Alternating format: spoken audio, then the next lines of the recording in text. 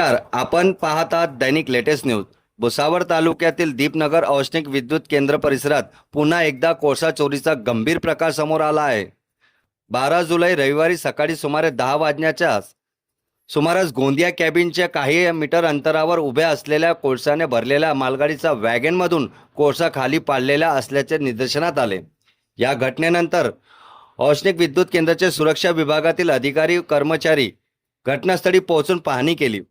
या प्रकरणातील दीपनगर औष्णिक विद्युत केंद्राचे कार्यकारी अभियंता अशोक कांबळे यांनी भुसावळ तालुका पोलीस ठाण्यात फिर्याद दाखल केली असून पोलिसांनी तपास सुरू केला आहे। मात्र या घटनेने अनेक गंभीर प्रश्न निर्माण केले आहेत। स्थानिक नागरिकांच्या म्हणण्यानुसार गोंदिया कॅबिन ते दीपनगर औष्णिक विद्युत केंद्र या 2 ते 3.5 किलोमीटरच्या पट्ट्यात मागील अनेक वर्षापासून कोळसा चोरीचा प्रकार सातत्याने घडत आहे। उभ्या असलेल्या मालगाड्यांच्या वॅगनमध्ये खालच्या स्लायडिंग दरवाजे उघडून कोळसा रुळाच्या दोन्ही बाजूंना पाडला जात असल्याची चर्चा परिसरात आहे।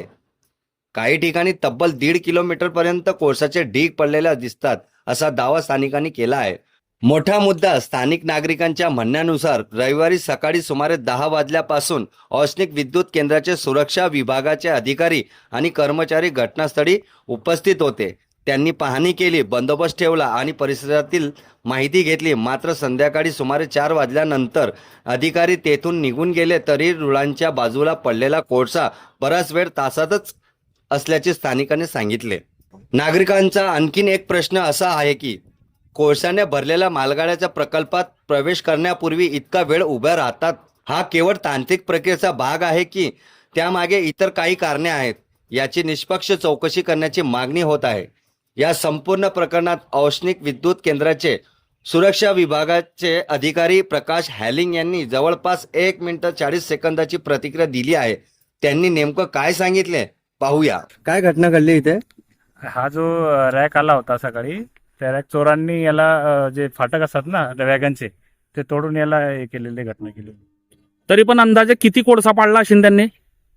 तर लगभग हा बघायला गेलं तर 5-7 डबे असतील, 7-8 डबे असतील, 5-6 कोळसा किती अंदाजे किती रुपयाचा असेल तो कोळसा हे जो आपल्याला पाडलेला आहे? माहिती, त्याची जानकारी मला नाही किती याचं काय आहे, कसं याचं हिशोब. आणि हे घटना कधी झालेली आहे?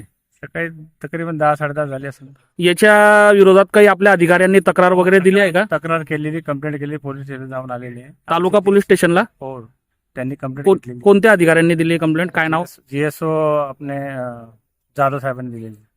जाधव साहेबांनी कंप्लेंट दिलेली आहे। तर पोलिसांनी पंचनामा केला इथे येऊन?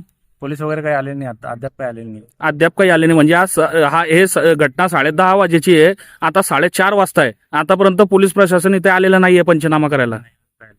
आमची ड्युटी आम्ही बजावतोय, कार्यरत आहे. बघा ट्रॅक्टरचं आमचं आहे ना, जे आहे तेवढं ट्रॅक्टर आम्ही ट्रॅक्टरने उचलून नेतोय. ही ट्रॅकची जबाबदारी कोणाकडे आहे सिक्युरिटीची?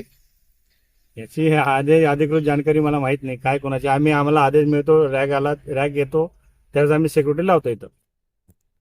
असेल केसी कॅबिन पासून तर जनरेशन प्लांट पर्यंत 2-2.5 किलोमीटरच्या वर. 2.5 किलोमीटर.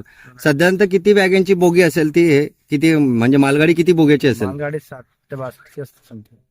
आपण सुरक्षा विभागाची भूमिका ऐकली। आता या प्रकरणाचा तपास पोलीस, रेल्वे प्रशासन आणि संबंधित यंत्रणा करत आहेत। तपासातून नेमकं सत्य काय समोर येत? कोळसा चोरी मागे नेमकं कोण आहे? वारंवार घडणाऱ्या या घटनांमुळे आळा बसणार का?